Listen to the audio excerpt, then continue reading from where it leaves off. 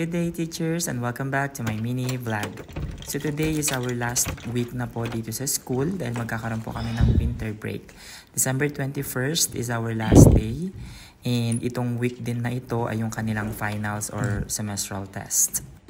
I just would like to share kung paano yung nagiging setup namin dito tuwing final test.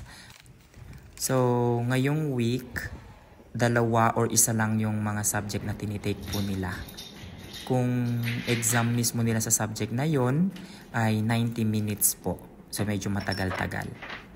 Pag hindi naman ay mga nasa 47, 48, ganyan na mga minutes lang.